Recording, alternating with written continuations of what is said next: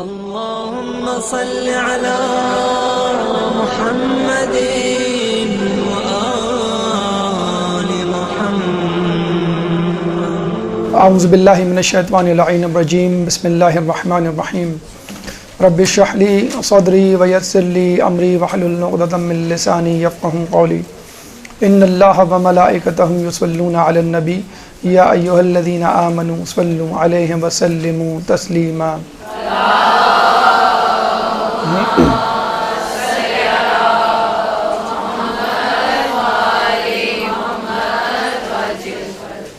زیارت عراق کے حوالے سے اب تک ہماری 2 نشستیں مکمل ہوئیں. پہلی نشست میں فضائل زیارت کے حوالے سے گفتگو ہوئی اور دوسری نشست میں آداب زیارت، اور دوسری نشست میں ان احتیاطوں کو بھی آپ کے سامنے پیش کیا گیا کہ جن کو ملحوظ خاطر رکھنا ضروری ہے اگر آپ چاہتے ہیں کہ آپ کی زیارت کما حقہ ادا ہو. اس کے بعد ہم نے کہا تھا کہ انشاءاللہ آپ کو مرحلہ وار ہر مقامات مقدسہ کی طرف لے کے جائیں گے اور گھر بیٹھے یا مدرسے میں بیٹھ کر وہ روحانی سفر انشاءاللہ کروائیں گے کہ جس کو کرنے کے بعد ہم اور آپ تزکیہ نفس سے دوچار ہوں گے اور تقرب الہی سے بھی. چنانچہ آج ہم عملی طور پر زیارت کا سفر شروع کر رہے ہیں. یوں سمجھ لیجئے کہ ہم نے ٹکٹ کٹا لیا نجف کا اور آج ہم نجف کی طرف رواں دواں ہیں. جیسے کہ ہم نے آپ کو بتلایا کہ جب ہم کسی جگہ کا قصد کرتے ہیں، کسی شخص سے ملنے کا ارادہ کرتے ہیں، کسی چیز کو دیکھنے کی کوشش کرتے ہیں، تو ضروری ہے کہ اس چیز کی، اس شخص کی، اس مقام کی اہمیت، فضیلت آپ کے ذہن میں ہو، تاکہ آپ جب اس کو دیکھیں، اس سے ملیں یا اس کی زیارت کریں تو آپ اچھی طرح سمجھ سکیں کہ میں کیا دیکھ رہا ہوں، کیا سن رہا ہوں، کیا سمجھ رہا ہوں اور کیا کسب کر رہا ہوں. چنانچہ جب ہم نجف کی طرف جائیں گے تو نجف کی طرف جانے سے پہلے جیسے ہم نے آپ کو بتایا کہ ہر مقام کی معرفت ضروری ہے. معرفت کے بغیر اگر آپ وہاں پہنچ گئے تو آپ سمجھ نہیں پائیں گے کہ میرے سامنے کیا ہے، اور جیسے گئے تھے کورے ویسے ہی واپس آئیں گے. چنانچہ نجف جانے سے پہلے ضروری ہے کہ نجف کی اہمیت آپ کے سامنے ہو. پھر نجف نام یا اس کے متبادل جتنے بھی نام ہیں ان کا کیا پس منظر، کیا معنی ہیں. تاریخ نجف بھی ضروری ہے جاننا کہ نجف کن مراحل سے گزر کر موجودہ شکل میں ہمارے سامنے آیا. پھر فضائل نجف، کیا مولا علی نے فقط ایسے ہی اس مقام کو منتخب کر لیا تھا، کیا واقعی اس کے اندر کوئی ایسی خوبی تھی کہ مولا نے اس مقام کو اپنی آخری آرام گاہ کے طور پر منتخب کیا. پھر خود مولا کی مرقد مبارک، قبر مبارک یعنی حرم مطہر کی مختصر تاریخ، کتنے لوگوں نے، کن لوگوں نے، کن گروہوں نے اس میں حصہ لیا. پھر مولا علی کی خود زیارت کیوں اہم ہے اور اس کا ثواب کیا ہے. انشاءاللہ یہ سب چیزیں جب آپ کے ذہن میں ہو جائیں گی تو مولا کی زیارت کرنا اور اس سے کسب کرنا کچھ مشکل نہیں ہوگا. ہمارا جو ہدف ہے، ہم نے پہلے بھی بتایا کہ زیارت کا ہدف فقط یہ نہیں ہے کہ ہم زری کو دیکھ کے آ جائیں یا جو ہے روضے کو چوم کے آ جائیں. ہمارا مقصد ہے کہ اس سے کچھ کسب کریں، اپنے گناہوں کو بخشوا کرائیں اور پاک و پاکیزہ اور بالکل ایک نئی شخصیت کا روپ دھار کر اپنے گھر لوٹے. سب سے پہلے اہمیت نجف. دیکھیں اس وقت جو نجف کی، موجودہ نجف کی اہمیت ہے وہ سہ رخی ہے. 3 حوالے سے امپورٹنٹ ہے اس وقت نجف. اولین اہمیت بلا شبہ مولا کائنات حضرت علی ابن ابی طالب اللہم صلی علی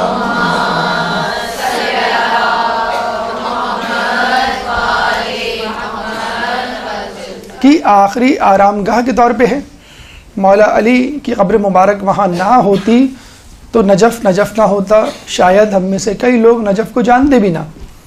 مولا علی نے جب وہاں پہ دفن ہونے کا ارادہ کیا، جب وہاں ان کی تدفین ہوئی، جب وہاں ان کے مزار مبارک بنا، حرم بنا، تو پھر اس شہر کی اہمیت ہو گئی۔ اس سے پہلے نجف کو کوئی نہیں جانتا تھا۔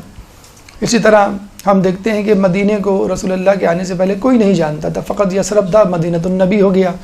کربلا کو مولا حسین کے آنے سے پہلے کوئی نہیں جانتا تھا، جب وہ آئے تو کربلا معلیٰ ہو گیا۔ اس طرح نجف تھا فقط، اور جب مولا کی وہاں تدفین ہوئی، آخری آرام گاہ قرار پائی، تو وہ نجف اشرف بن گیا۔ تو سب سے پہلی، سب سے اہم وجہ نجف اشرف کے مشرف ہونے کی، اہم ہونے کی اور مشہور ہونے کی خود مولا علی کی آرام گاہ ہے۔ دوسری ایک اہم وجہ حوزہ علمیہ، جو کہ پہلی وجہ سے مربوط ہے۔ اگر مولا علی کی وہاں پہ آخری آرام گاہ نہ ہوتی تو شاید حوزہ علمیہ نجف بھی نہ ہوتا، لیکن خود حوزہ علمیہ ایک اہمیت اختیار کرتا جا رہا ہے اور اس نجف اشرف کو 4 چاند لگا رہا ہے۔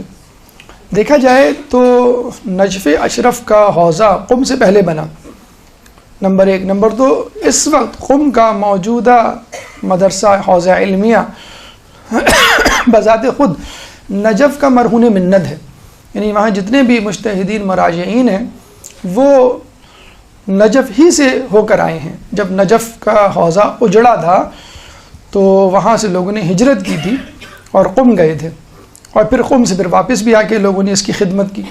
اس وقت بھی حوزہ علمیہ قم کے جتنے بھی مجتہدین مراجعین ڈائریکٹلی انڈائریکٹلی آیت اللہ خوئی کے شاگرد مانے جاتے ہیں، جو کہ حوزہ علمیہ نجف کے رہائشی تھے، اور یہاں پر وہ درس و تدریس اور درس خارج دیا کرتے تھے۔ اس وقت حوزہ علمیہ نجف یوں سمجھ لیجئے ایک اپنی دوسری زندگی پا رہا ہے، اجڑنے کے بعد دوبارہ اس کو زندگی ملی ہے، اور اب یوں سمجھ لیجئے وہ اپنے جوبن پہ آ رہا ہے اور اپنی پیک پہ جا رہا ہے۔ اس کے بعد جو اہم ترین وجہ ہے نجف اشرف کی اس وقت مشہور ہونے کی، وہ ہے عالمی سیاست کا مرکز۔ جو لوگ سیاست سے دلچسپی رکھتے ہیں وہ جانتے ہوں گے کہ آئے دن نجف اشرف سیاست کی خبروں کا مرکز و محور بنتا رہتا ہے۔ کیوں؟ کہ خود عراق مرکز خبر ہے، چنانچہ عراق میں موجود وہ شخصیات جو عراق کی سیاست معاشرت پہ اثر ڈالتی ہیں ان سے ملانا ضروری ہے۔ تو چاہے وہ UN کے بانکی مور ہوں، یا پھر UK یا USA کے پریزیڈنٹ یا منسٹرز ہوں، ہر کوئی اس کوشش میں رہتا ہے کہ کسی طرح آیت اللہ نظمہ علی سیستانی یا دیگر مراجعین سے روابط رکھے جائیں، تاکہ ان کے مزاج و طبیعت کو سمجھتے ہوئے عراق سے متعلق اپنی پالیسی کو ترتیب دیا جائے اور اس کے بعد عراق میں کوئی اقدام کیا جائے۔ اور الحمدللہ آیت اللہ سیستانی کی رہنمائی میں اور دیگر مراجعین کے ٹیم ورک کی وجہ سے بدستور روز بروز ماشاءاللہ کامیابیاں حاصل ہو رہی ہیں، دنیائے تشیع کو تقویت مل رہی ہے، اور عراق کی بدولت پوری دنیا میں تشیع کو ایک عزت اور احترام کی نگاہ سے دیکھا جا رہا ہے۔ تو یہ سہ رخی اہمیت ہے، عراق کی سہ رخی اہمیت ہے نجف کی، کہ جس کی وجہ سے اس وقت نجف اشرف جو ہے پوری دنیا میں ایک مشہور و معروف شہر ہے۔ جیسے ہم نے بتایا کہ جب آپ کسی چیز، کسی شخص یا کسی جگہ کو دیکھتے ہیں، سنتے ہیں اس کے بارے میں، تو پہلی چیز جس سے آپ کا سامنا ہوتا ہے وہ اس کا نام ہے۔ اگر مطلب کسی شخص سے ملنا ہے تو اس کا نام آپ کے ذہن میں پہلے آئے گا، پھر باقی اس کے خصائص، اسی طرح جگہ، اسی طرح چیز۔ تو جب ہم نام کو سمجھ لیں تو بہت سارے مسائل مقدماتی طور پہ، بہت ساری تشریحات مقدماتی طور پہ حل ہو جاتی ہیں۔ یعنی نجف کیوں نجف کہلاتا ہے، یا اس کے جو دیگر نام ہیں ان کی وجوہات پس منظر کیا ہے، اگر وہ جان جائیں تو انشاءاللہ نجف کے حوالے سے کافی معلومات آپ کو مل جائے، اور پھر نجف کے مزاج کو، نجف کی تاریخ کو، نجف کے موجودہ حالات کو سمجھنے میں آپ کو چندہ دشواری نہیں ہوگی۔ خود نجف کے علاوہ نجف کے 14 نام ہیں۔ نجف کے علاوہ خود نجف کے 14 سے زیادہ نام مرکوز مذکور و منقول ہیں کتابوں میں. آئیے دیکھتے ہیں ان ناموں کے بیک گراؤنڈ، پس منظر، معنی اور تشریحات کیا ہیں. خود پہلے نجف کو ہم لے لیتے ہیں. نجف ایک کمپاؤنڈ ورڈ ہے، مرکب لفظ ہے جو کہ بنا ہے نی اور جف سے. نی اس دریا کا نام تھا کہ جو نجف میں کبھی بہا کرتا تھا، لیکن بعد میں وہ خشک ہو گیا. جب وہ خشک ہو گیا تو لوگ اکثر اس طرح اس کو یاد کیا کرتے تھے کہ نی جو جف ہو گیا، دریائے نی جو خشک ہو گیا. تو نی جف نام پکارا جانے لگا اس دریا کا، اور آہستہ آہستہ وہ نجف بن گیا. نجف ایک اور حوالے سے کہا جاتا ہے منجوف سے نکلا ہے. منجوف کا متبادل لفظ اردو میں ٹیلا ہے. ٹیلا یا سنڈیون کہ جو تھوڑا سا سطح مرتفع پہ واقع ہوتا ہے، بلندی پہ واقع ہوتا ہے. اور ظاہر سی بات ہے جو چیز سطح زمین سے اوپر ہو وہاں پانی نہیں پہنچ سکتا. اگر اس کے آس پاس پانی جمع ہوگا تو وہ ٹیلے پہ نہیں پہنچ سکے گا. مطلب بارش ہوگی، آپ نے دیکھا ہوگا آپ کے گھر کی جو منڈیر ہوتی ہے اس پہ پانی نہیں آتا، سڑک پہ ہوتا ہے. تو منجوف سطح مرتفع، بلند جگہ، پلیٹو، اس جگہ اس چیز کو کہتے ہیں کہ جہاں پر پانی پہنچ نہ سکے. تو نجف ابھی بھی اور پہلے بھی سمندر سے 70 میٹر بلند ہے. اگر ہم 3 میٹر کی ایک منزلہ عمارت مان لیں تو یہ کتنی منزلہ عمارت بن جائیں گی؟ 20 منزلہ سے اوپر.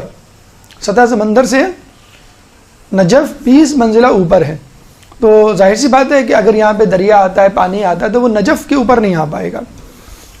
تو منجوف کہتے ہیں ایک ایسے ٹیلے، ایک ایسے چبوترے کو، ایک ایسی سطح مرتفع کو جو زمین سے بلند ہو اور جہاں پہ پانی نہ پہنچ سکے. تو جب بھی پانی یہاں پر آتا، بارش ہوتی مثلا، یا دریا کا فرات کا رخ یا اس سے کوئی نہر لی جاتی اور اس طرف چھوڑی جاتی تو وہ آس پاس رہتی، لیکن نجف شہر کے اوپر نہیں آ پاتی، اس لیے اس کو نجف کہا جاتا ہے. یہ ایک نام ہو گیا نجف کا. بیک گراؤنڈ 2 حوالے سے نام ایک نجف. نجف کے ایک نام ہے مشہد. مشہد کہتے ہیں گروہ، مجمع کو.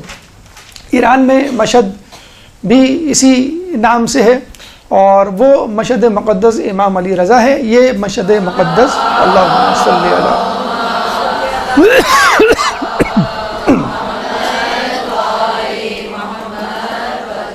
حالانکہ یہاں پہ تو اس کا نام مشہد نہیں ہونا چاہیے، کیونکہ ایک زمانے میں نجف جو ہے بالکل ویران اور بنجر زمین تھی. مولا کی قبر کے انکشاف سے پہلے کوئی اس جگہ کو نہیں جانتا تھا. لیکن اب دیکھیں 60 ملین 60 لاکھ یعنی 6 ملین سے زیادہ اس کی جو ہے وہ آبادی تجاوز کر چکی ہے. کوئی یقین نہیں کر سکتا ہوگا اس زمانے میں جب اس کا نام و نشان نہیں تھا، ایک بنجر زمین تھی اور مولا کی قبر کا انکشاف وہاں پہ نہیں ہوا تھا، یا اس سے پہلے کہ ایک زمانہ ایسا آئے گا جہاں جب اس شہر کی آبادی اتنی ہو جائے گی.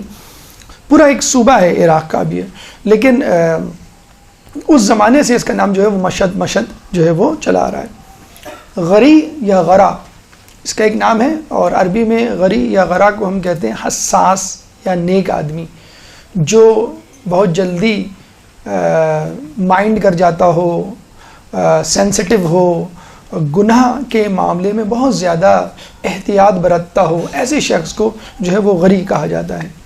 اسی طرح اسی سے ایک لفظ نکلا ہے غروی. غروی دبلا پتلا یا دبلی پتلی چیز یا تنگ جگہ. اصل میں نجف جو ہے وہ ریکٹینگولر شیپ، مستطیل شیپ کی جگہ ہے، اور وہ ایلانگیٹڈ ہے، کوئی پھیلی ہوئی جگہ نہیں ہے جیسے آپ کا موبائل ہوتا ہے، یوں سمجھ لیجئے اس طرح کی ریکٹینگولر شیپ کی جگہ ہے، اور وہ سطح زمین سے اٹھی ہوئی ہے. تو وہ ایک تنگ راہداری، ایک کوریڈور سمجھ لیں، اس لیے اس کو غروی کہا جاتا ہے. اچھا، اس کا نام جودی ہے کیونکہ یہاں پہ کوہ جودی تھا. کون سا کوہ جودی؟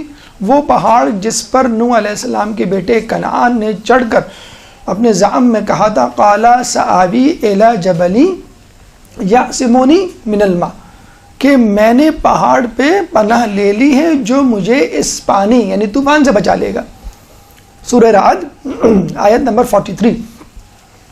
اللہ تعالیٰ نے جب اس کی یہ بات سنی، نوح علیہ السلام اپنے بیٹے کو پکار رہے تھے تو اس نے یہ جواب دیا. قرآن نے اس کا جواب اپنی کتاب میں لکھا ہے خدا نے.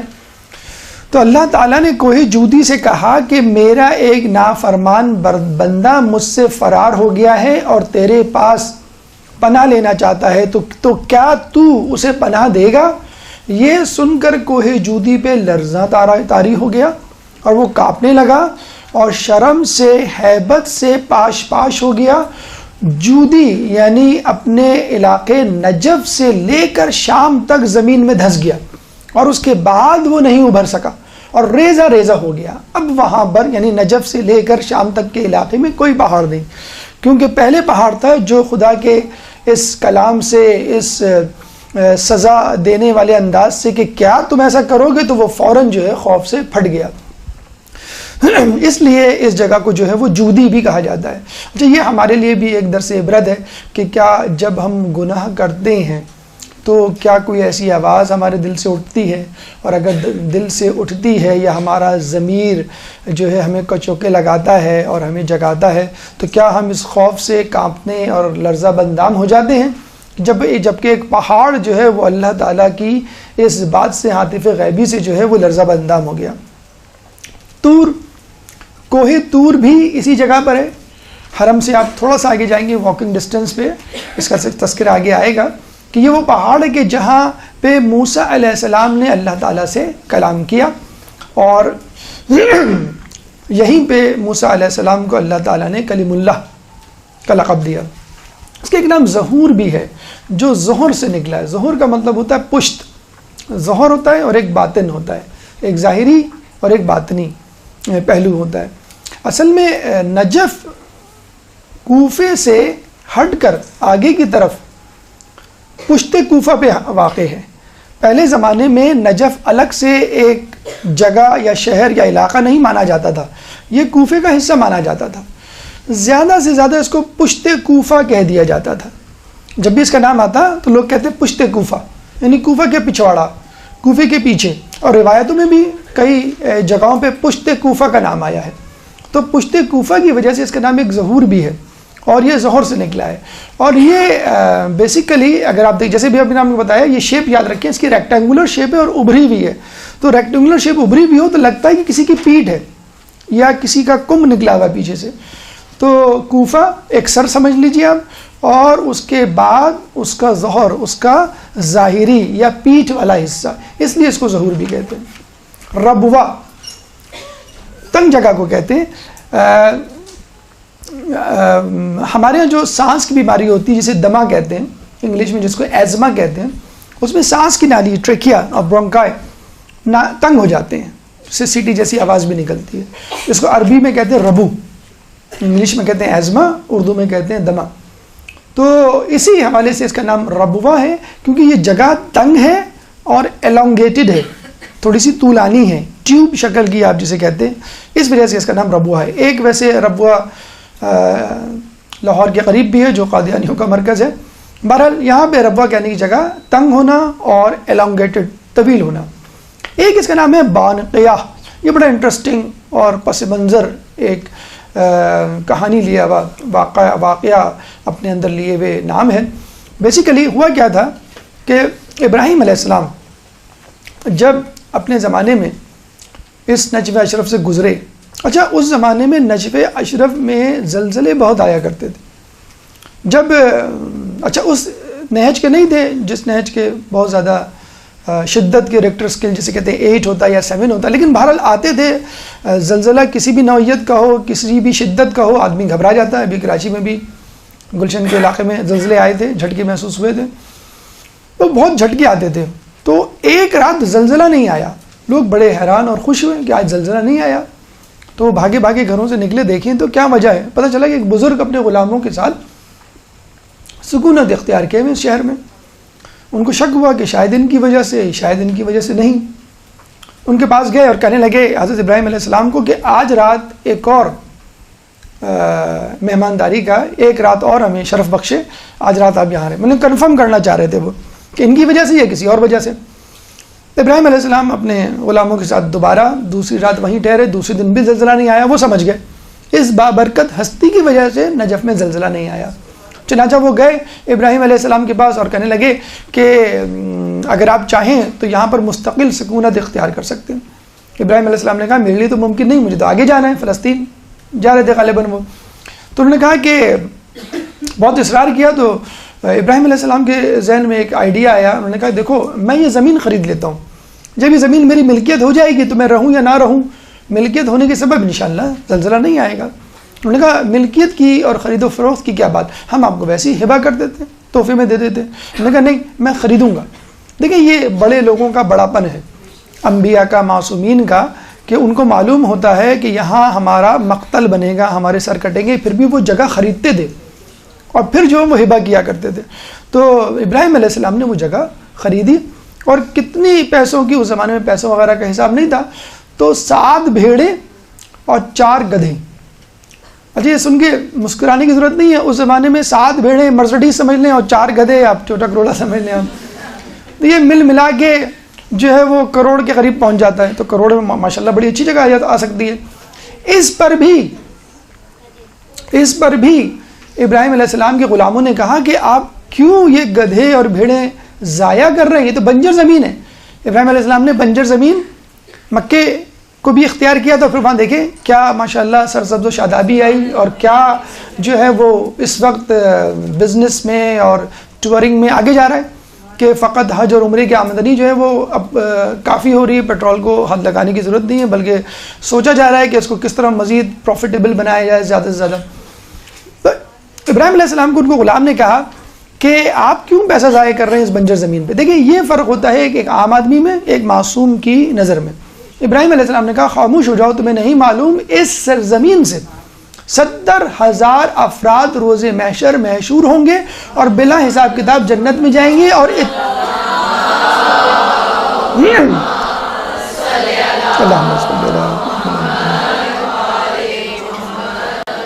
درود تو آپ کو اب پڑھنا چاہیے. اور 70,000 افراد بلا حساب کتاب جنت میں جائیں گے, اور اتنے ہی ہر ایک اتنے ہی افراد کو اپنے ساتھ جنت میں لے کے جائے گا.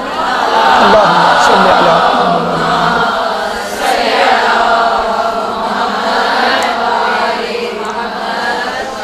تو اس فضیلت کے سبب انہوں نے اس بنجر زمین کو جس وقت جہاں کچھ بھی نہیں تھا اس کو خریدا اور اس کی قیمت ادا کی. اس زمانے میں جو لوگ وہاں رہتے تھے وہ بنتیا, بے نون توے یا ہے, بنتیا زبان بولا کرتے تھے. اور بنتیا زبان میں بھیڑ کو نقایہ کہتے تھے. تو بنتیا کی نقایہ, پھر وہ بعد میں بانقیہ کمپاؤنڈ ورڈ بن گیا, بانقیہ یعنی جہاں پر بھیڑیں دے کر جگہ کو خریدا گیا. اس کے بعد ایک اور نام وادی سلام. اس وقت وادی سلام جب ہم کہتے ہیں تو قبرستان ذہن میں آتا ہے. بیسیکلی خود نجف کا نام وادی سلام ہے, اور وادی سلام کا قبرستان was a part of it, ایک اس کا حصہ تھا. جیسے ہم کہتے ہیں کہ میوہ شاہ کا قبرستان ہے تو اس کا علاقہ کچھ اور ہوگا, اور اس کا قبرستان یعنی اس شہر کا قبرستان وہ میوہ شاہ کا کہلائے گا مثلا. تو وادی سلام پورے نجف اشرف کا نام تھا اور قبرستان اس میں موجود تھا, تو اس کو کہا جاتا تھا کہتے کہ وادی سلام کا قبرستان.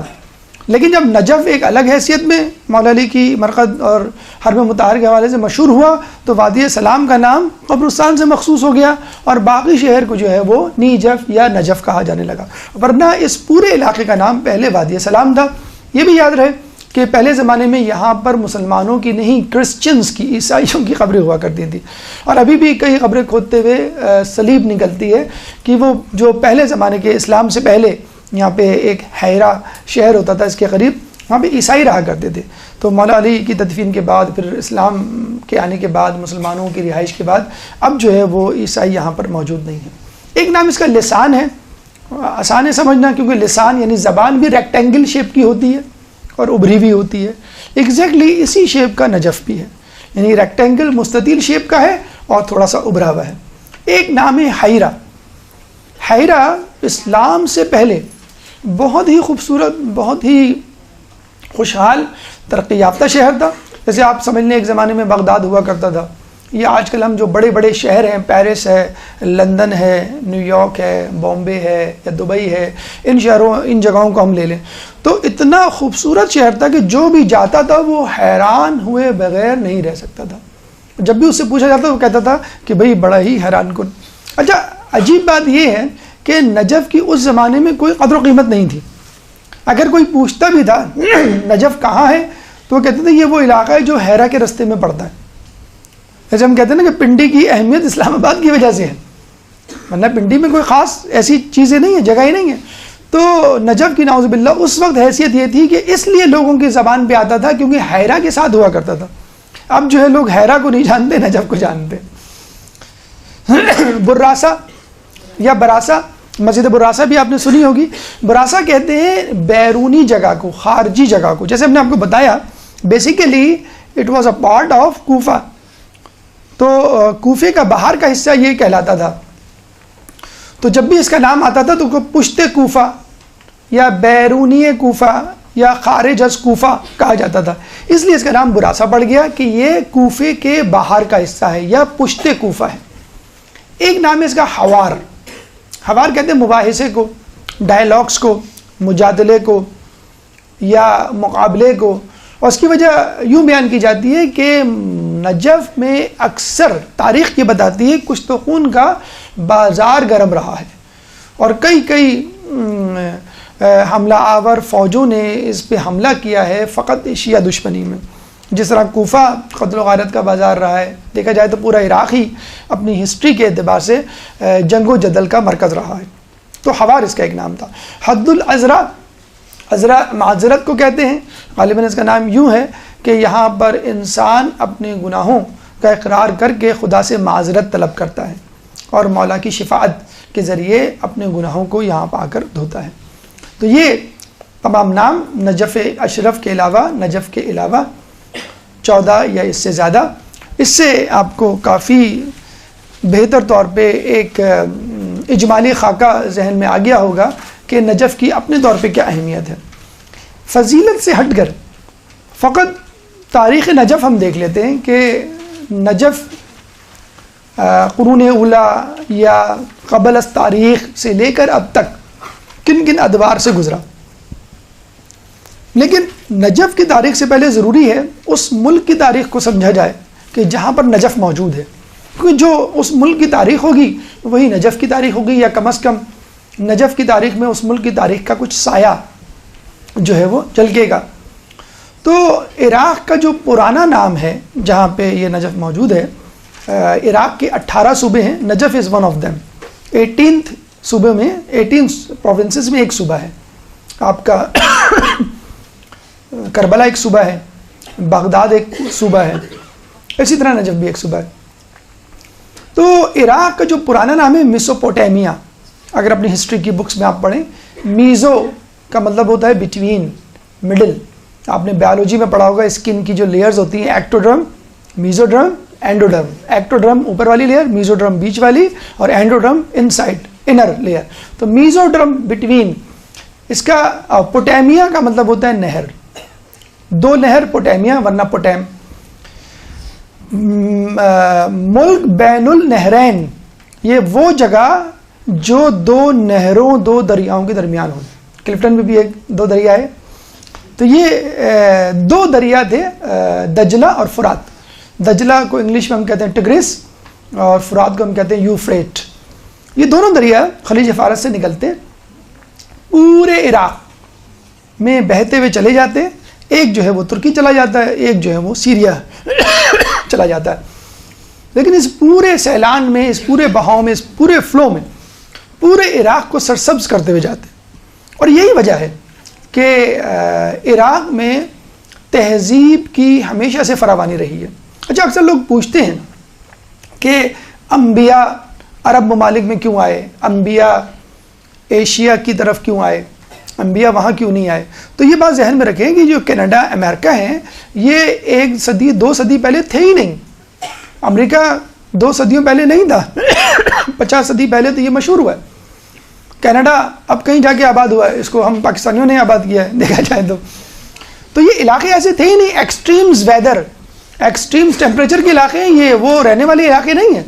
اب ان کو آپشن دیا جائے پاکستان میں، وہ کمفرٹس پیدا کر دی جائیں، فوراً بھاگ کے یہاں پہ آ جائیں گے. جو کراچی کا جو ٹیمپریچر ہے وہ تو دنیا میں آئیڈیل ترین ٹیمپریچرز میں شمار ہوتا ہے کہ نہ سردیوں میں زیادہ سردی نہ گرمیوں میں زیادہ گرمی.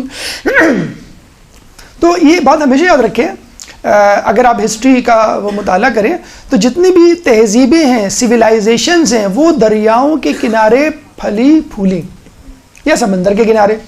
اور اس وقت بھی دنیا میں آپ پراپرٹی ایجنٹس کے پاس چلے جائیں، دنیا میں جو شہر سمندر یا دریا کے کنارے ہیں اس کی ویلیو زیادہ ہے. جیسے کراچی میں بھی سی ویو، اسی طرح بامبے، اسی طرح جدہ، یہ جتنے بھی شہر جو بارڈرز پہ ہیں سمندر کی یا دریاؤں کی، اسپیشلی دریاؤں کے ساحلوں پر واقع ہونے والے علاقوں کی قیمت اور زیادہ ہوتی ہے. کیوں؟ کہ سمندر کا پانی پینے کے قابل نہیں ہوتا، دریا کا پانی پینے کے قابل ہوتا ہے. آپ نے مچھلی والے سے بھی یہ سنا ہوگا کہ دریا کی مچھلی ہے، میٹھے پانی کی مچھلی ہے، یہ زیادہ ٹیسٹی ہوتی ہے، یقیناً وہ زیادہ ٹیسٹی ہوتی ہے. تو دریا کے قریب رہنے والی تہذیبیں زیادہ پھلتی پھولتی ہیں بنسبت پہاڑی اور صحرائی علاقوں میں. یہ بھی میں ایک عجیب بات بتلا دوں کہ آیوڈین ہوتا ہے سمندر میں اور پانی میں، جس کی وجہ سے میٹابولزم زیادہ بہتر ہوتا ہے، تھائرائڈ گلینڈ زیادہ ڈیولپ ہوتا ہے. تو صحرائی علاقوں میں رہنے والے، پہاڑی علاقوں میں رہنے والے اتنے آئی کیو لیول کے مالک نہیں ہوتے جتنا دریا سمندر کے قریب رہنے والے لوگ آئی کیو کے مالک ہوتے ہیں. بہرحال تو ان دو دریاؤں کی وجہ سے یہ تہذیب پھلی پوری. تو اس میں نعوذ باللہ یہ کوئی فالٹ نہیں ہے، اللہ کا قصور نہیں کہ اللہ نے نبی یہاں کیوں بھیجے. بھائی جہاں آبادی ہوگی اللہ وہیں پہ تو نبی بھیجے گا، جہاں زیادہ آبادی ہوگی وہیں تو مسجد بنے گی، وہیں پہ اسکول کھلیں گے، وہیں پہ پارک بنیں گے، تمام چیزیں وہیں پہ ہوں گی جہاں آبادی ہوں گی. جہاں چند لوگ ہوں گے وہاں اس کی باری بعد میں آئے گی جب یہ کمپلیٹ ہو جائے گا. تو اس لیے عراق جو ہے وہ اس زمانے سے تہذیب کا مرکز تھا. میں آپ کو بتاؤں، آپ نے ہسٹری کی بک میں پڑھا ہوگا بابل کی تہذیب ہے، ابراہیم علیہ السلام کے زمانے کی بات ہے یہ، اور اس سے بھی پہلے بیبیلونین سٹیز آپ نے پڑھے ہوں گے. اس کے بعد الیگزینڈر دا گریٹ، سکندر اعظم یہاں پر آیا، یونان میں تھا لیکن یہاں پر آیا. اچھا یہ بھی ابھی آپ ہسٹری میں ابھی آپ کو تھوڑا سا ہم بتائیں گے، آپ کو پتہ چلے گا کہ عراق کو استعمال غیروں نے کیا ہے، ان عراقیوں نے خود نے ابھی تک صحیح سے استعمال نہیں کیا عراق کو. تو بابل کی تہذیب یہاں پہ تھی. اس کے بعد الیگزینڈر دا گریٹ آیا، پھر فارس کے لوگ آئے، ایرانی رہتے ایران میں تھے، آئے عراق میں. اچھا یہاں پہ پانی تھا، میٹھا پانی تھا. اچھا دوسری بات ہے کہ اچھا تیل ابھی نکلا ہے لیکن پہلے لوگوں کو نہیں معلوم تھا، فی الحال وہ پانی پہ اور اس کی زراعت پہ اور اس کی فصلوں پر گزارا کیا کرتے تھے. جب تیل نکلا دنیا میں دوسرا زیادہ تیل پیدا کرنے والا ملک ہے، پہلا سعودی عرب ہے، دوسرا جو ہے وہ عراق ہے. تو عراق کے لوگوں سے پوچھا جائے نا کہ یہ مسئلہ کیا ہے عراق میں، تو کہتے ہیں مسئلہ ہم نہیں ہے، مسئلہ تیل ہے. جب تیل ختم ہو جائے گا تو لوگ آنا بند ہو جائیں گے. لیکن ہم کہتے ہیں کہ لوگ پھر بھی آئیں گے کیونکہ شیعان علی ہر اس جگہ پہ جاتے ہیں جہاں پہ ہمارے امام معصوم موجود ہوتے ہیں.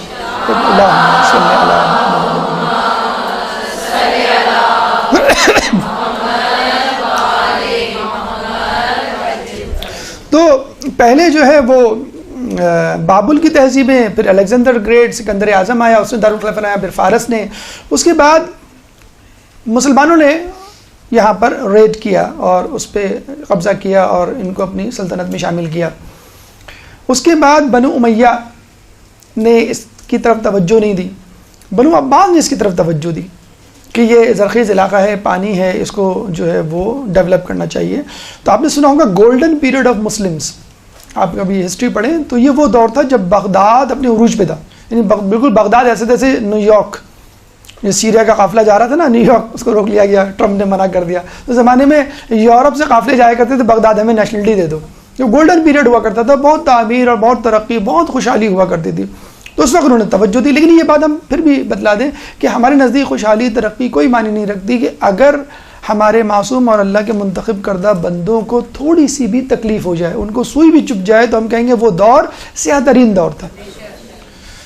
تو بہرحال یہاں پہ جو ہے انہوں نے توجہ دی. عباسی خلیفہ جب گئے تو پھر منگولز نے اٹیک کیا، اور یہ تھا تقریباً 6 صدی عیسوی میں، 6 صدی عیسوی میں منگولز نے اٹیک کیا. منگولز کے بعد 12ویں صدی میں عثمانیہ خلافت قائم ہوئی، جس میں اس نے عراق کو بھی، اور یہ تھے ترک زیادہ تر.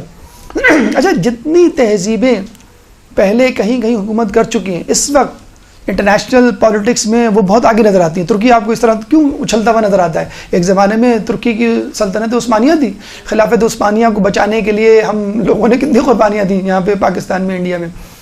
تو فارس ایران جو ہے کیوں اتنی گریٹ ایک رہی ہے سویلائزیشن, اس وجہ سے. عراق ہے, پھر دوسرے اقوام ہیں. تو سلطنت عثمانیہ 12ویں صدی میں رہی, اور سلطنت عثمانیہ کا جو زوال ہوا وہ فرسٹ ورلڈ وار میں ہوا. جب فرسٹ ورلڈ وار ہوئی تو سلطنت عثمانیہ جو ہے وہ ہاتھ سے چلی گئی, خود ہی ختم ہو گئی, اور اس کی جگہ فرانس اور برٹن نے لے لی.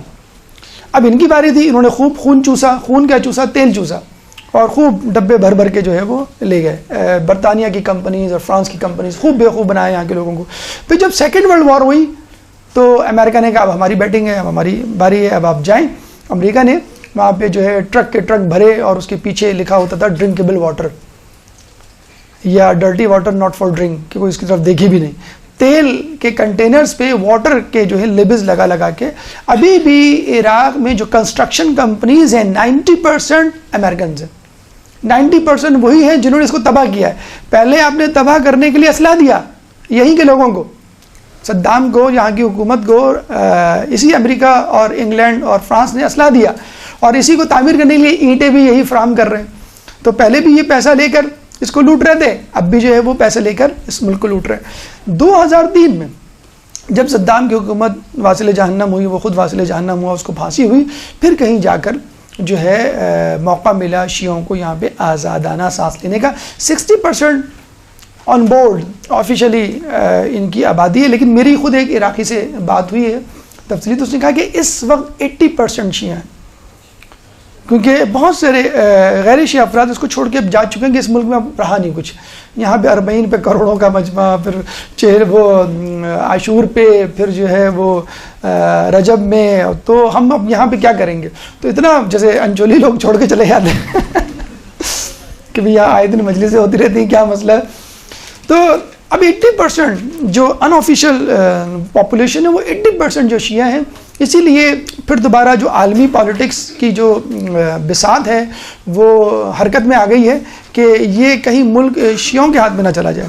پھر مراجعین اکرام کا جو اثر و رسوخ وہ دیکھ رہے ہیں, جو اب تک نظر نہیں آ رہا تھا, اب ایک دم سے دیکھ رہے ہیں کہ ایک حکم پر جو ہے تمام لوگ ہتھیار لے کے, علماء کیا, طالب علم کیا, ایک عام آدمی کیا, ہتھیار لے کے پہنچ جاتا ہے داعش سے لڑنے کے لیے.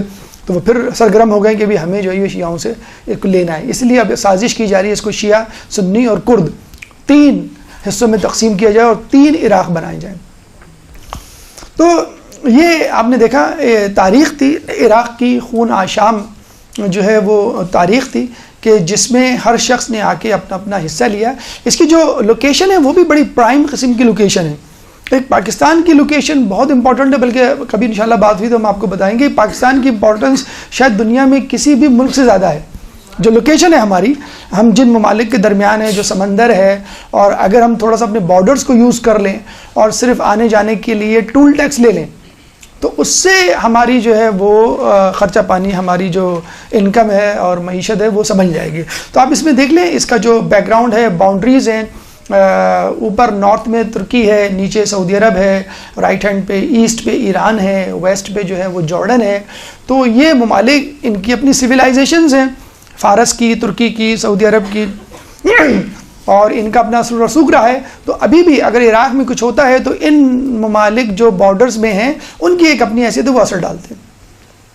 اچھا یہ تو موجودہ ہے, لیکن اگر ہم دیکھیں تو یہ انبیاء کی سرزمین رہا ہے. فلسطین کو انبیاء کی سرزمین کہا جاتا ہے اور عراق کو بھی کہا جاتا ہے. انبیاء میں آپ لے لیں آدم علیہ السلام, وہ یہاں پہ صرف قبر مبارک نہیں کہتے, انہوں نے اس کا مسکن بنایا تھا.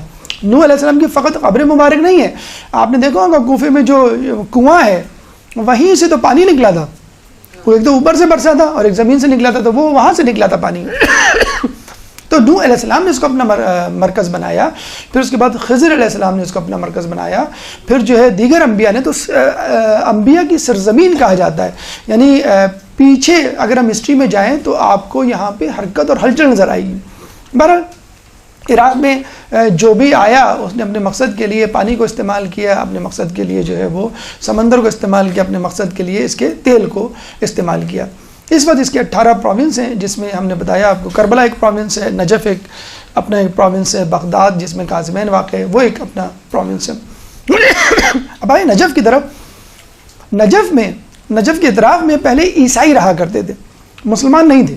مسلمانوں کی آمد سے پہلے عیسائیوں کا شہر تھا, اور حیرہ جو شہر تھا وہ نجف کے برابر میں واقع, ہم نے آپ کو بتایا پڑوس میں.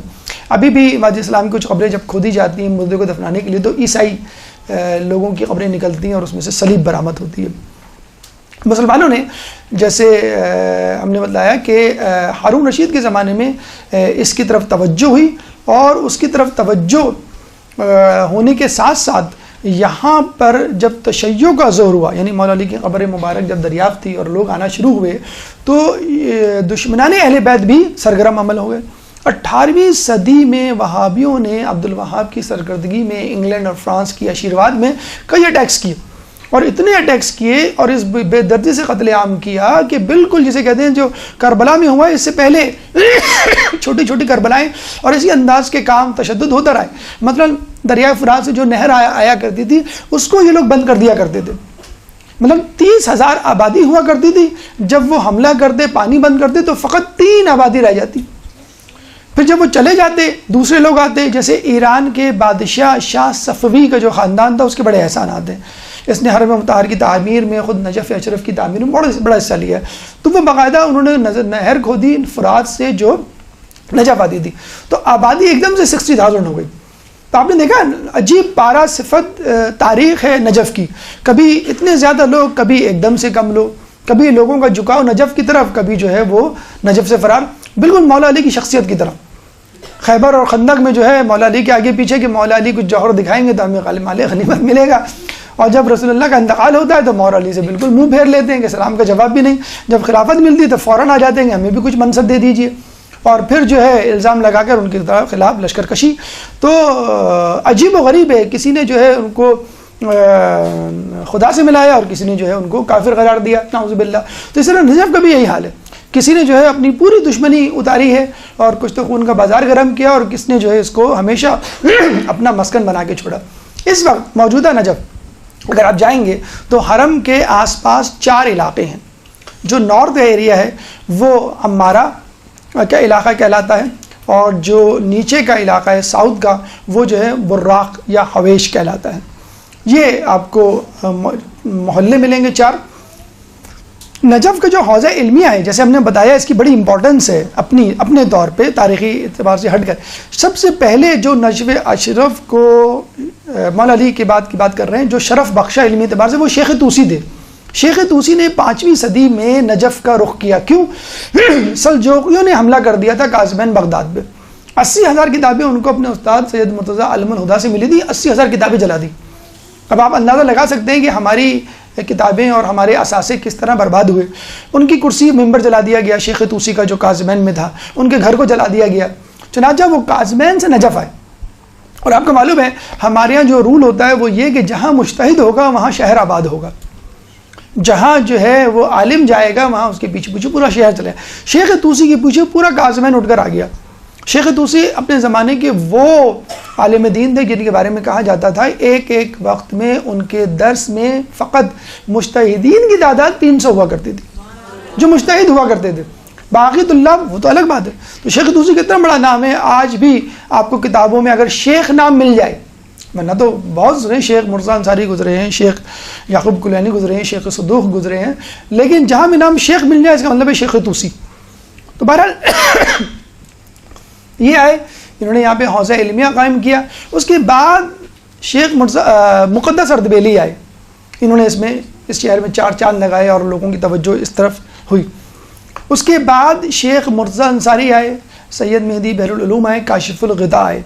ان کی وجہ سے لوگوں کی توجہ اور لوگوں کی رہائش اور لوگوں کی جو احسانات ہیں اور جو لوگوں کی تعمیر و ترقی میں حصہ ہے وہ لوگوں کے سامنے آیا. اس کے بعد جب ایران کا حوضہ علمیہ قم قائم ہوا تو اس وقت آخوند خراسانی اور آیت اللہ نائینی, آخوند خراسانی شیخ مرزا انصاری کے شاگرد تھے. شیخ مرزا انصاری کی 2 کتابیں رسائل و مقاصد حوضہ علمیہ میں پڑھائی جاتی ہیں, اور تیسری کتاب اور مجموعی طور پہ حوضے کی آخری کتاب جس کے بعد آپ کو درس خارج میں جانا ہوتا ہے, وہ کتاب ان کے شاگرد آخوند خراسانی نے لکھی. تو آخوند خراسانی اور آیت اللہ نائینی نے یہاں آ کر حوضے کو سنبھالا اور یہاں کی جو ہے وہ بساط کو درست کیا اور مزید اس کو آرگنائز اور منظم کیا. تو ہم نے دیکھا کہ جب نجف کو ضرورت پڑی قم نے لبیک کہا، اور جب قم کو ضرورت پڑی تو نجف نے لبیک کہا. تو اس طرح یہ دونوں علمی گہوارے اور علمی مراکز جو ہے ہمیشہ پھلتے پھولتے رہے ہیں. مطلب اگر مومنین کو، علماء کرام کو، مجتہدین کو نجف میں موقع ملا، انہوں نے یہاں پہ اپنے جوہر دکھائے. قم میں موقع ملا، وہاں پہ جوہر دکھائے. جہاں میں اہل ایمان صورت خورشید جیتے ہیں، ادھر ڈوبے ادھر نکلے، ادھر ڈوبے ادھر نکلے. تو یہی حال علماء کا، مجتہدین کا اور مومن کا بھی ہونا چاہیے کہ وہ اپنے اعمال کو جگہوں سے مخصوص نہ کرے کہ میں مسجد میں ہوں، مدرسے میں ہوں تو نیکوکار بنوں گا، اور اگر میں گلی کوچوں میں ہوں گا، رشتہ داروں میں محفل میں ہوں گا تو نیکوکار نہیں بنوں گا. یہ ایک غلط پالیسی ہے. آپ کو ہمہ وقت علم دین کی تڑپ رکھنی ہے، علم دین کو پھیلانے کے لیے کوششیں کرنی ہے. اب آ جائیں فضیلت نجف. کیا نجف خود مولا علی کی تدفین سے پہلے کوئی اہمیت رکھتا تھا؟ کیونکہ ہمارے ائمہ، ہمارے معصومین اہل بیت جب بھی کوئی کام کرتے ہیں اس میں کوئی علت ہوتی ہے. کیا مولا علی نے فقط ایسے ہی اس کو منتخب کر لیا تھا، یا واقعی اس میں کوئی خوبی تھی جو مولا کو نظر آئی اور پھر وہاں پہ گئے؟ کیونکہ مولا اکثر کہا کرتے تھے اے نجف تو تیرا ظاہر کتنا خوبصورت ہے، تیرا باطن کتنا دل آویز، اور کاش میری قبر تیرے ہاں بنے. خود مولا کہا کرتے تھے. اس میں کیا خوبی تھی کہ جس کی وجہ سے مولا علی نے شہر نجف کو اپنی آخری آرام گاہ کے طور پہ منتخب کیا؟ ایک درود پڑھ دے محمد والے محمد.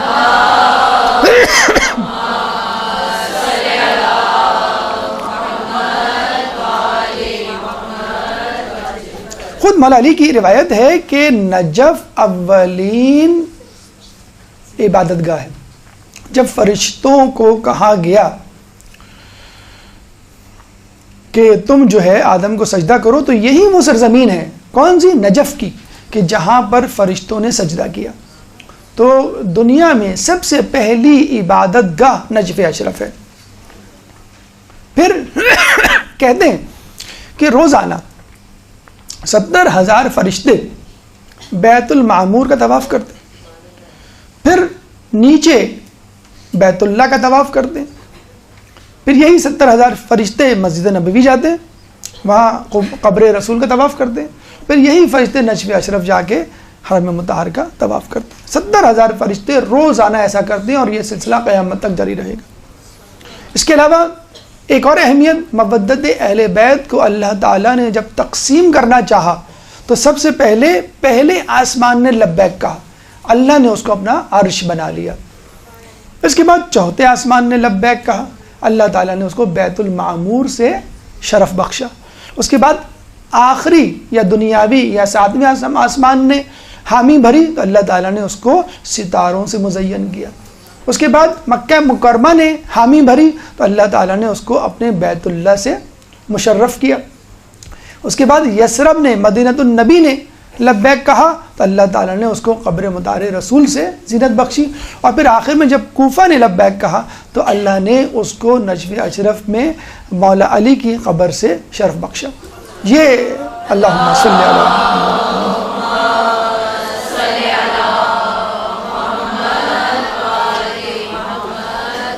قل لا اسألکم علیہ اجرا الا المودۃ فی القربى. اس آیت کو سمجھنا، اس پہ عمل کرنا اگر انسان شروع کر دے تو انشاءاللہ جب بے جان چیزوں کو، جگہوں کو شرف مل سکتا ہے تو ہم جیسے عاقل اشرف المخلوقات جیسی مخلوق کو اللہ تعالیٰ شرف کیوں نہیں بخش سکتا.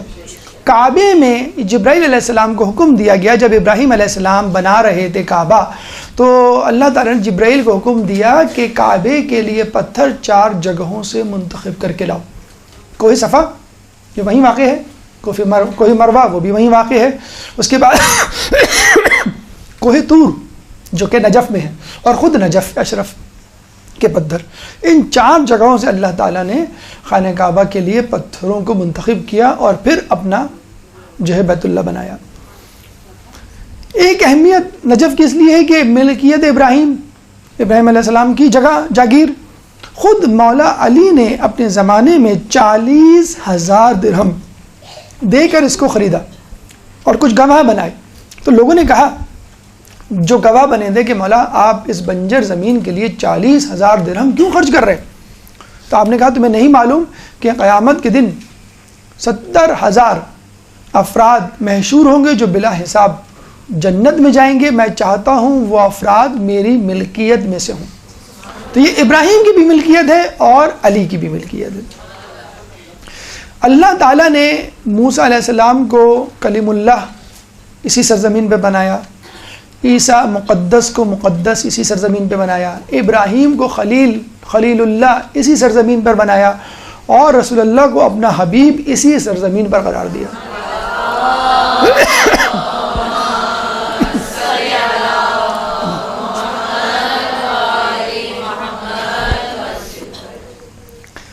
جس طرح عراق کی اپنی تاریخ ہے، نجف کی اپنی تاریخ ہے، خود حرم مطہر امام علی کی بھی اپنی تاریخ ہے۔ علی کی قبر ایک عرصے تک گمنام تھی، جیسے ہم نے بتایا پہلے کہ بی بی سیدہ کی قبر تو اب تک گمنام ہے، علی کی بھی قبر ایک عرصے تک گمنام تھی۔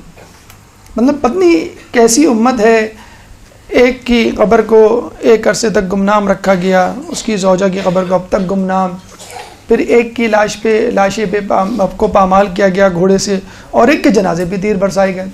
اور اگر یہ آیت نہ ہوتی قُلْ لَا أَسْأَلُكُمْ عَلَيْهِ أَجْرًا إِلَّا الْمَوَدَّةَ فِي الْقُرْبَى، اگر یہ آیت نہ ہوتی کہ میں تمہیں تاکید کرتا ہوں، اجر رسالت یہی ہے کہ میرے گھر والوں سے محبت کرو، اگر یہ آیت نہ ہوتی تو امت کیا کرتی؟ عجیب امت ہے کہ اپنے محسنین کو زندگی زندگی کے بعد بھی نہ بخشا۔ تو مولا علی کی قبر کو گمنام رکھا گیا۔ مولانا نے بعد وصیت کی تھی کہ میرے جنازے کو پیچھے سے پکڑنا، آگے سے نہ پکڑنا، آگے سے فرشتے پکڑیں گے، وہ جہاں لے جائیں بس وہاں چلتے چلے جانا۔ چنانچہ لوگوں نے پیچھے سے پکڑ لیا، حسن حسین تھے پیچھے سے پکڑنے والے، اور آگے کسی نے نہیں پکڑا اور وہ ایستادہ رہا، صدر زمین سے بلند رہا۔ تو وہ جہاں جاتا جنازہ اور لوگ اس کے پیچھے پیچھے چل جاتے۔ بہت کم لوگ تھے، بہت ہی جسے کہتے ہیں مخلصین اس میں شامل تھے۔ اسی جگہ نجف میں جا کر وہ جنازہ رک گیا، ان کی وہاں تدفین ہوئی، اور ایک عرصے تک اس کو گمنام رکھا گیا۔ کیوں گمنام رکھا گیا؟ سب سے پہلے تو خوارج، جنہوں نے جنگ صفین میں مولا علی کا ساتھ دینے سے انکار کیا، نعوذ باللہ آپ کو کافر قرار دیا، وہ اس کوشش میں تھے نعوذ باللہ۔ پہلے تو شہید کیا عبد الرحمن ابن ملجم جو خوارج میں سے تھا، جس کو امیر شام نے رشوت دے کر مجبور کیا کہ تم علی کو قتل کرو۔ اس کے علاوہ علی کی تدفین کے بعد بھی وہ اس بات کی کوشش میں لگے رہے کہ کسی طرح ہمیں ان کی قبر مبارک نعوذ باللہ پتہ چلے، ہم ان کا لاشا پامال کریں نکال کر۔ تو بنو امیہ میں حجاج بن یوسف نے ملعون نے پہلے یہ کوشش کی، 3000 سے زائد قبروں کو اس نے کھدوایا کوفے میں کہ ان میں سے علی کی قبر کون سی، نعوذ باللہ، لیکن وہ ملعون اس میں کامیاب نہیں ہوا۔ بنو عباس کے دور میں داؤد عباسی ایک بادشاہ گزرا 132 ہجری میں، اس نے قبر دریافت ہونے کے بعد دریافت ہو گئی تھی ہارون رشید کے بعد، تو اپنے غلاموں کو کہا کہ جاؤ نعوذ باللہ قبر کشی کرو اور لاش کو پامال کرو۔ تو یہ غلام گئے، 5 ہاتھ انہوں نے قبر کو کھودا، اندر گئے تو بہت بڑا سا پتھر، اس پہ ضرب لگا رہے ہیں تو کوئی اثر ہی نہیں ہو رہا۔ تو جو سب سے طاقتور غلام تھا، حبشی غلام، اس کو بولا کہ تم دوڑو اس کو۔ اس نے آ کے ضربیں لگائیں، 2-4 ضربیں لگائیں، اور ہانپ گیا۔ ہانپنے کے بعد رونے لگا، بلبلانے لگا، ایک دم سے قبر سے باہر آیا تو اس کے جسم سے گوشت کے ٹکڑے گر کے کٹ کے گرنے لگے۔ لوگوں نے فوراً جا کے داؤد عباسی کو بتایا کہ بھئی اس کے ساتھ تو یہ ہوا ہے۔ تو اس نے فوراً کہا کہ کسی کو بتانا مت کہ یہ میں نے کہا تھا یا تم لوگوں نے ایسی حرکت کرنے کی کوشش کی، بلکہ الٹا جا کر مقبرے کی از سر نو تعمیر کی تاکہ لوگوں کو یہ تاثر دے سکے کہ میں تو علی کا چاہنے والا ہوں۔ یہ بالکل ویسے ہی ہے کہ جو مامون رشید نے کیا تھا، باپ کو قتل کر کے بیٹے کو جو ہے وہ اپنا ولی عہد بنا دیا۔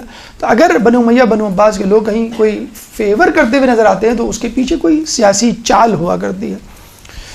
اس کے علاوہ خود عرب قبائل سے خطرہ تھا، یہ ایک عجیب خطرہ تھا عرب قبائل سے۔ کیوں؟ مولا علی اپنے سامنے آنے والے کو اسلام کی دعوت دیا کرتے تھے، نہیں قبول کرتا تھا تو تلوار سے 2 ٹکڑے کر دیا کرتے تھے۔ ٹھیک، اب ظاہر سی بات ہے کہ جس جنگ میں وہ شریک ہوتے، مین آف دا میچ، سب سے زیادہ جو مقتول تھے وہ ان کے ہاتھوں ہی واصل جہنم ہوتے۔ تو عرب قبیلے کا کوئی قبیلہ ایسا نہیں چھوڑا، عرب قبائل میں کوئی ایسا قبیلہ نہیں تھا کہ جس کے افراد میں سے کچھ افراد کو مولا علی نے نہ قتل کیا ہو۔ یعنی ہر قبیلے کا مشترکہ دشمن علی کی ذات تھی، تو عرب قبائل سے ان کو خطرہ تھا کہ عرب قبائل، اچھا یہ بھی میں آپ کو بتا دوں کہ ٹھیک ہے آپ کہیں گے بھئی رسول اللہ کی آمد کے بعد تو مسلمان ہو گئے تھے، رسول اللہ کی آمد کے بعد مسلمان تو ہوئے تھے، لیکن کیسے مسلمان ہوئے تھے؟ سفیان جیسے فتح مکہ کے بعد زیادہ تر لوگ کیوں مسلمان ہوئے تھے؟ مجبوری میں مسلمان ہوئے تھے، اور جب انہوں نے دیکھا کہ اسلام لانے میں فائدہ ہے تو اسلام لے آئے مجبوراً، ورنہ تو واپس پلٹ جاتے، اور جن کو حکومت نہیں ملی وہ واپس پلٹ گئے۔ خود شبلی نعمانی نے اپنی کتاب الفاروق میں لکھا ہے کہ رسول اللہ کے انتقال کے بعد عرب قبائل میں کوئی ایسا قبیلہ نہیں تھا کہ جس کا کوئی نہ کوئی فرد مرتد نہ ہو گیا ہو واپس۔ تو آپ نے دیکھا کہ لوگوں نے رسول اللہ کے انتقال کے بعد کس طرح اپنا رخ پھیرا، تو عرب قبائل سے تھا خطرہ۔ تو اس زمانے میں اس کا قصہ انشاءاللہ ہم آگے جا کے تفصیل سے سنائیں گے، لوگ جو ہے پوچھا کرتے تھے، کیونکہ دیکھیں نا جس طرح شہروں میں تنظیموں میں ایک عروج ایک زوال آتا ہے، کراچی میں رہنے والے تو جانتے ہوں گے عروج اور زوال آتا ہے، پاکستان میں رہنے والے ان کی سیاست کو واقف ہوں گے، تو جب قبائل کو عروج آتا تھا تو وہ پوچھا کرتے تھے کہ ہمارے دشمن کون کون گزرے ہیں، فلاں فلاں فلاں فلاں، ان کی قبریں کہاں ہیں، تو ان کی قبروں پہ جا کے ان کی قبروں کو پامال کیا کرتے تھے۔ بنو عباس نے بنو امیہ کی کئی قبروں کو بادشاہوں کو نکال کے، بلکہ تاریخ تو کہتی ہے کہ بنو عباس نے بنو امیہ کے ہر بادشاہ کی قبر کے لاشیں کو نکال کر پامال کیا سوائے عمر بن عبدالعزیز کے، اور اس کے بارے میں ہمارے علماء فرماتے ہیں کہ یہ وہ واحد بادشاہ تھا بنو امیہ کا جس نے علی پہ لعنت رکوائی، شاید اس وجہ سے اس کی لاش کی بے حرمتی ہونے سے رک گئی۔ بہرحال تو یہ مولا علی کو خدشہ تھا، چنانچہ انہوں نے جو ہے وہ اپنی قبر کو گمنام رکھا۔ اور اچھا یہ بھی دیکھیں کہ قبر جو ہے اس کا انکشاف دشمنان اہل بیت ہی میں سے ہوا، اور حدیث رسول موجود ہے، اس میں کوئی حیران ہونے کی بات نہیں ہے کہ اللہ تعالیٰ بسا اوقات دین کا کام نیک بدکار فاسق و فاجر سے بھی کرواتا ہے۔ ہارون رشید ایک دفعہ شکار کے لیے گیا تو اس کو ہرن اور زیبرے نظر آئے، زیبرا، تو وہ بڑا خوش ہوا۔ ہرن تو بہت زیادہ اہم چیز شکار کے لیے مانی جاتی ہے، زیبرا مفقود تھا، تو اس نے اپنے کتے، شکاری کتے پیچھے لگائے اور گدھ کو اڑایا کہ جاؤ پکڑو۔ تو کچھ دیر گئے تو یہ جو ہرن تھا اور زیبرا تھا یہ جا کے نا ٹیلے پہ جا کے کھڑے ہو گئے۔ اب وہ پریشان کہ کتا نہ آگے جا رہا ہے نہ گدھ حملہ کر رہا ہے، جیسے ڈر رہے ہوں اس جگہ سے، جائیں گے تو کوئی ضرر پہنچے گا، مر جائیں گے، کچھ ہو جائے گا۔ تو کافی دیر جب گزر گئی تو اس نے وہاں پہ موجود ایک شخص کو پوچھا جو وہاں کا رہائشی لگتا تھا کہ کیا مسئلہ ہے، یہ کتے اور یہ گدھ آگے کیوں نہیں جا رہے، لیکن ہرن اور زیبرا تو وہاں کھڑے ہوئے ٹیلے پہ۔ تو پھر اس نے بتایا یہ مولا علی کی خبر ہے۔ جب اس کو پتہ چلا تو اس نے کہا یہ تو بڑا اچھا موقع ہے اپنے آپ کو خاندان اہل بیت سے محبت کرنے والا ظاہر کرنے کے لیے، تو اس نے پہلی مرتبہ باقاعدہ قبر تعمیر کی، زری بنائی اور مزار بنایا اور عام لوگوں کے لیے اس کو کھولا۔ پہلی مرتبہ جو ہے لوگوں کو پتہ چلا کہ یہاں پہ مولا علی کی قبر ہے، اور پھر عام لوگوں نے وہاں پہ آنا جانا شروع کیا۔ پھر اس کے بعد بہت سارے لوگ تھے جنہوں نے مولا علی کے حرم مطہر میں تعمیرات میں حصہ لیا۔ ویلم، موصل، طبرستان یہ وہیں کے علاقے ہیں کہ شیعہ جو تھے، ویلم، طبرستان اور موصل کے شیعہ، انہوں نے آ کے ان کی قبر مبارک پہ کسی نے گنبد تعمیر کرایا، کسی نے زری، کسی نے قبر کو کشادہ کیا، کبھی حرم وسیع کیا۔ لیکن شاہ صفوی اسماعیل صفوی خاندان کا بڑا کنٹریبیوشن ہے ایران کے، بلکہ انہوں نے عثمانیہ سلطنت جو اس وقت موجود تھی اور ایران میں صفوی خاندان تھا، انہوں نے کہا بھی تھا عثمانی سلطنت کو کہ آپ نجف ہمارے حوالے کر دیں، ہم سنبھال لیں گے، ہم اس کو دیکھ لیں گے۔ جیسے حج ایک زمانے میں ترکوں کے انڈر میں تھا، آپ کو یاد ہوگا، وہ ٹیک کیئر کرتے تھے۔ اور ایک خبر یہ بھی آئی ہے کہ ابھی اس وقت سعودی عرب کی معیشت اتنی بری طرح بدحالی کی طرف جا رہی ہے کہ انہوں نے ترکی سے ریکویسٹ کی تھی کہ آپ حج سنبھال لیں دوبارہ فار دا ٹائم بینگ، لیکن خود ترکی کی جو سیاسی صورتحال ہے وہ اس بات کی اجازت نہیں دیتی کہ وہ حج کو ٹیک کیئر کریں۔ تو ترکوں سے یعنی سلطنت عثمانیہ سے ریکویسٹ کی تھی شاہ اسماعیل نے کہ یہ نجف ہمیں دے دو اور جتنی قیمت چاہے لے لو۔ تو اس زمانے کے ترکی وزیر یا عثمانی وزیر نے کہا تھا کہ نجف کا ایک پتھر ہمیں 1,000 لوگوں سے زیادہ عزیز ہے، نجف تو کیا ہم ایک پتھر بھی نہیں دیں گے۔ بہرحال جب ان کی قبر مبارک دریافت ہوئی تو لوگوں کی جو سوئی ہوئی محبت تھی مولا علی سے وہ جاگ اٹھی۔ جس طرح خلیفہ سویم کے بعد ایک دم سے لوگوں کے دلوں میں مولا علی کی خلیفہ محبت جاگ اٹھی. اس طرح ان کی قبر کے انکشاف ہونے کے بعد لوگ جوق در جوق یہاں پہ آیا کرتے تھے, زیارت کیا کرتے تھے, اور جو بھی اپنی تعلیمات, جو بادشاہ اپنے اپنے حساب سے اس کی تعلیم و ترقی میں حصہ لے سکتا تھا.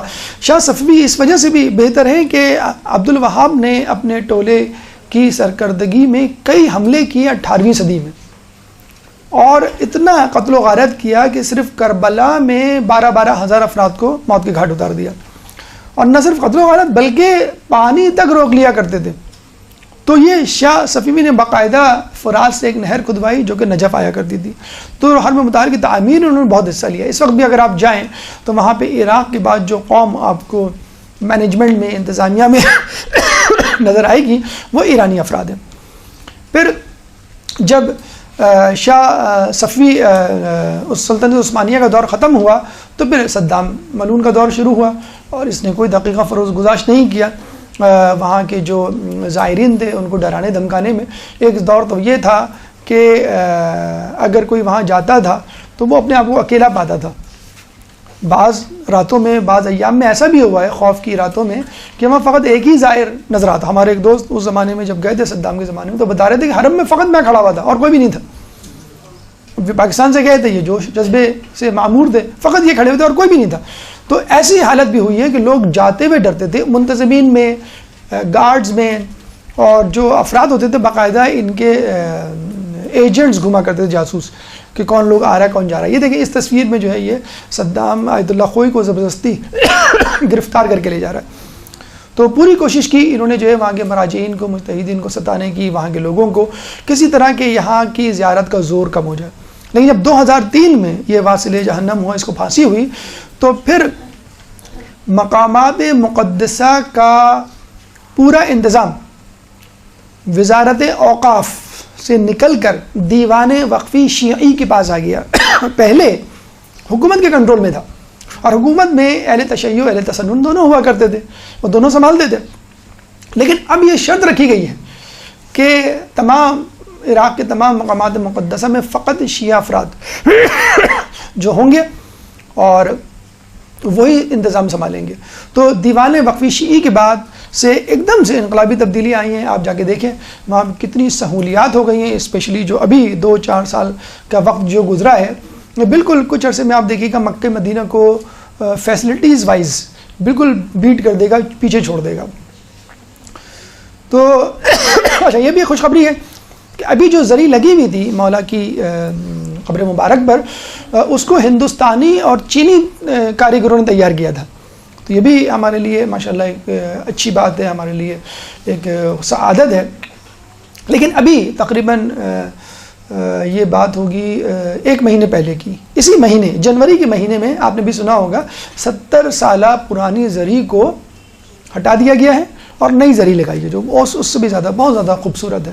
ابھی جو زری لگی ہے وہ 70 سالہ پرانی زری کے مقابلے میں لگی ہے اور اسی مہینے لگی ہے. اب آئیے نجف کی اہمیت کو دیکھنے کے بعد خود امیر المومنین کی زیارت کے کیا فضائل روایات میں مرقوم ہیں. ایک درود پڑھ دیں محمد والے محمد. اللہم صلی علی محمد. مولا کی پیدل زیارت کربلا کے حوالے سے آپ نے سنا ہوگا. خود مولا کی پیدل زیارت اگر کوئی کرے, ہر قدم کے بدلے 1 حج 1 عمرے کا ثواب, اور اگر واپس بھی پیدل آئے تو ہر قدم کے بدلے 2 حج 2 عمرے کا ثواب. اب کہاں ہیں وہ لوگ جو کہتے ہیں ہوٹل کتنا قریب ہے؟ ہوٹل قریب ہونا چاہیے. آپ دیکھیں تو آپ کو کتنے حج مل رہے ہیں. آپ جو ہے ہوٹل قریب لے کے کیا کریں گے؟ دور ہوٹل ہے تو اچھا ہے, جب پیدل جائیں گے تو زیادہ ثواب ملے گا, اور قریب ہوگا تو کم ثواب ملے گا. تو مولا نے ہمارے لیے, ائمہ نے ہمارے لیے, ہماری مشکل میں بھی ہر مشکل کا ایک ایک جو ہے عظیم ثواب رکھا ہے. دیکھیں اللہ تعالیٰ اور معصومین ہمارا کیا کہتے ہیں پردہ کتنا رکھتے ہیں. ماہ رمضان میں کیا ہوتا ہے, آپ تھک جاتے ہیں سو جاتے ہیں, پھر تھک جاتے ہیں پھر سو جاتے ہیں. امی کیا کہتی ہیں کہ بھئی بیٹا کیا پورا روزہ تم جو ہے وہ سوتے میں گزارو گا. ہم کیا کہتے ہیں فوراً, آپ کو معلوم نہیں سونا عبادت سانس تسبیح. تو ہم جیسے نکموں کی اللہ نے لاج رکھ لی, رسول اللہ نے پردہ پوشی کر لی, ہم سوتے اور آرام کرتے ہیں اپنی کاہلی اس کی وجہ سے، لیکن بڑے فخر سے کہتے ہیں. آپ کو معلوم نہیں اس کا کتنا بڑا اجر ہے. اب سنیے ان لوگوں کے بارے میں جو سستی کاہلی میں حرم نہیں جاتے اور ہوٹل سے چپکے بیٹھے ہیں، وائی فائی سے کھیلتے رہتے ہیں، یا اے سی روم میں بیٹھے رہتے ہیں، یا ڈائننگ ہال میں بیٹھے رہتے ہیں. حرم کے قرب و جوار میں، یعنی قرب و جوار کا مطلب ہوٹلز میں ایک رات بسر کرنے کا کیا ثواب ہے آپ کو معلوم ہے؟ کتنی مہینوں کی، کتنے سالوں کی عبادت کا ثواب ہوگا؟ 700 سال کی عبادت کا ثواب ہے. فقط ایک شب اپنے ہوٹل میں گزارے، آپ سو کے آ رہے ہیں، آپ کچھ نہیں کر رہے ہیں، تھک گیا بھائی میں ہوٹل جا رہا ہوں، عبادت نہیں کرو گے؟ نہیں. اگر تمہیں معلوم نہیں ہوٹل جا کے مجھے 700 سال کی عبادت کا ثواب ملے گا. لیکن اب آپ یہ سوچیں، تھوڑا سا اس کو پازیٹیولی لیں، کہ جو حرم کے قرب و جوار میں رہے 700 سال کی عبادت کا ثواب ایک سال میں پائے، جو حرم کے اندر رہے وہ کتنا ثواب پائے گا؟ اللہم صلی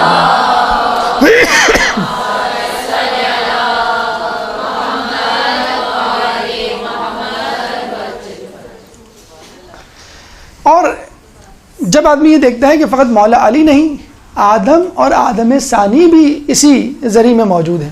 نوح علیہ السلام کو آدم ثانی کہا جاتا ہے. اچھا کچھ لوگ پوچھتے ہیں کہ یہ کیا علت ہے 1,24,000 میں اللہ تعالیٰ نے انہیں کو چنا؟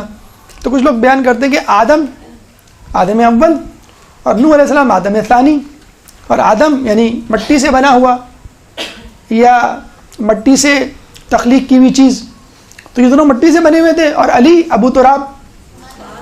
تو اب اندازہ لگا لیجئے کہ مولا علی کی انبیاء پہ کیسے فضیلت. تو یہ دونوں انبیاء مولا علی کی پائندی کے قریب، پائے اقدس کے قریب دفن ہیں. اور خود انہوں نے، یہ کوئی بائی چانس کوئی انسیڈنٹ نہیں تھا، ایکسیڈنٹ نہیں تھا کہ بس ایک دم سے ہو گیا، کہ آدم علیہ السلام نے اور نوح علیہ السلام نے دونوں نے خواہش ظاہر کی تھی. اب مولا علی تو پیدا ہوں گے 14 کیا 5,000 10,000 سال بعد. انہوں نے خواہش ظاہر کی تھی ہمیں یہاں دفنایا جائے. تو کہتے ہیں کہ جب نوح علیہ السلام کی کشتی بیت اللہ کے پاس آئی اور اس نے جو ہے وہ طواف کیا، پوری دنیا ڈوب گئی تھی، کعبہ نہیں ڈوبا، اونچا تھا، ٹیلے پہ تھا، مربع تھا. مولا علی کا شہر مربع نہیں ہے، مستطیل ہے، اونچا ہے اور ٹیلے پر ہے. تو کشتی نے طواف کیا تو وہاں فوراً وہی ہوئی کہ یہاں پر قبر میں موجود آدم علیہ السلام کی تابوت کو نکالو، اپنی کشتی میں رکھ لو.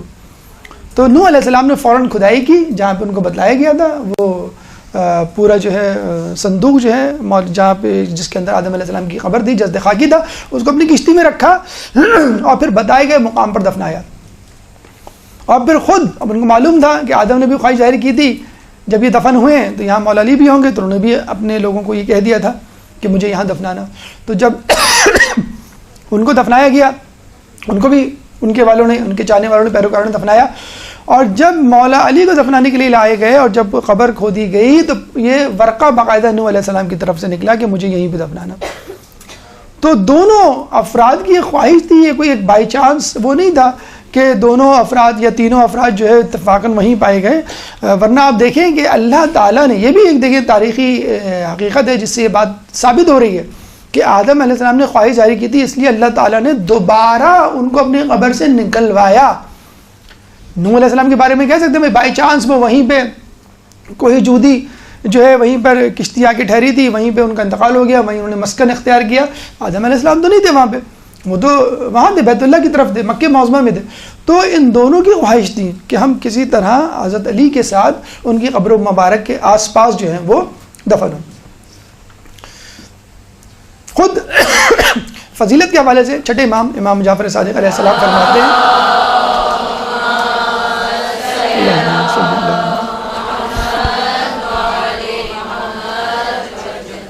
کہ تم لوگوں کو میں پشت کوفہ کی طرف جانے کے لیے سفارش کرتا ہوں کہ وہاں پہ ایک قبر ہے کہ اگر کوئی شخص اپنی کسی بھی بیماری کے ساتھ جائے گا تو شفا یاب ہو کر واپس پلٹے گا.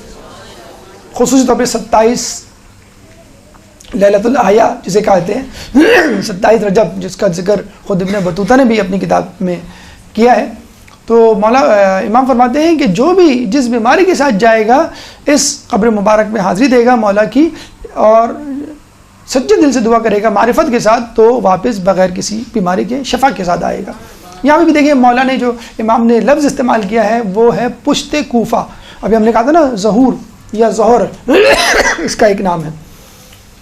بہرحال جب بھی گفتگو طولانی نہ ہو اس لیے ہم نے وہ اذکار یہاں درج نہیں کیے، لیکن آپ کوشش کریں کہ تمام اذکار کو لفظ بہ لفظ پڑھیں، ترجمے کے ساتھ پڑھیں. اس کے لیے ہم نے اب بتلایا تھا کہ اگر آپ خشوع و خضوع پیدا کرنا چاہتے ہیں تو اس کا طریقہ یہ ہے کہ تمام اعمال کو حرف بحرف لفظ لفظ با ترجمہ پڑھیں. ورود کوفہ، ارائیول ایٹ کوفہ، جب پہنچے اس کی دعا. دخول کوفہ ورود نجف اس کی دعا، جب ارائیول ہو آپ کا نجف میں. دخول نجف اس کی دعا. اس کے بعد اذن دخول جب حرم میں داخل ہو رہے ہیں، پھر دعا در صحن حرم امیر المومنین. پھر اس کے بعد رواق در مرقد امام علی، یعنی جو کوریڈور ہے ان کا قبر سے پہلے، زری مبارک سے پہلے، وہ اس میں داخل ہونے کی دعا. پھر پائے اقدس کی طرف کی دعا. پھر پشت قبلہ ہو کر زری کے سامنے کھڑے ہونے کی دعا. پھر سرائے اقدس سراہنے کھڑے ہو کر دعا. اس کے بعد بہت ساری زیارتیں ہیں. زیارت امین اللہ خصوصی طور پہ تاکید کی جاتی ہے کہ اس کو پڑھیں. ایک نماز ہے، ویسے تو ہم 2 رکعت پڑھتے ہیں ہر معصوم کی، ہر امام کی زیارت کے بعد. مولا علی کے لیے 4 رکعتیں ہیں، 2 رکعت کر کے، اور ہر رکعت میں جو ہے وہ آپ کو 5 مرتبہ قل ہو اللہ پڑھنا ہے. شاید اس کی وجہ یہی ہو کہ مولا علی کو سورہ توحید بہت پسند تھی. تو مولا علی کا چاہنے والا بھی اگر وہاں پہ ہو تو کوشش کرے ایکسٹرا، جس طرح کہا گیا اضافی رکعت پڑھنے کا، وہ اضافی رکعت پڑھے، اور سورہ توحید ہر رکعت میں 5 مرتبہ. اس کے بعد آدم علیہ السلام اور نوح علیہ السلام کی زیارت، جو کہ خود اپنی خواہش اور تمنا سے یہاں ہوئے، پڑھے. زیارت امین اللہ، اور جو زیارتیں پڑھ سکتا ہے، کیونکہ جب وہاں آپ کو اسٹے ملتا ہے وہ 5 دن کا تقریباً، یا 3 دن کا، 4 دن کا، تو روزانہ آ کے جتنی زیارات پڑھ سکتے ہیں وہ پڑھیں. اس کے بعد آثار حرم امیر المؤمنین. ہم حرم میں داخل ہو گئے، ہم نے زیارت پڑھ لی، آدم و نوح کی بھی زیارت سے فارغ ہو گئے، نماز زیارت سے بھی ہم سبکدوش ہو گئے.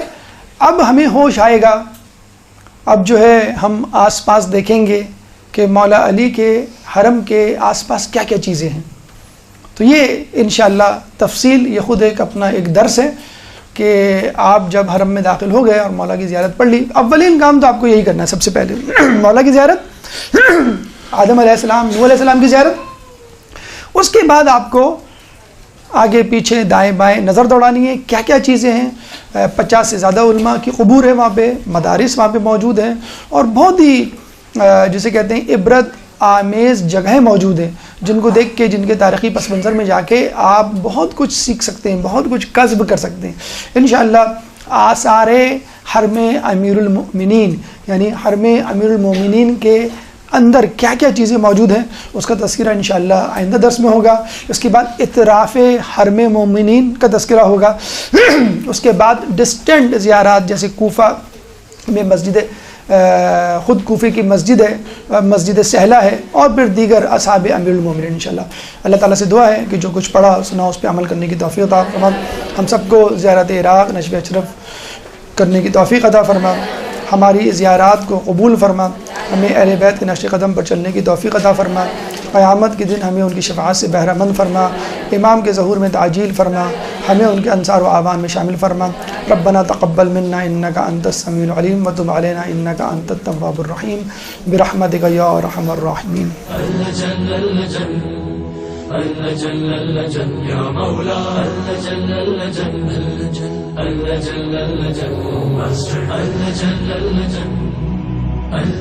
يا صاحب السماء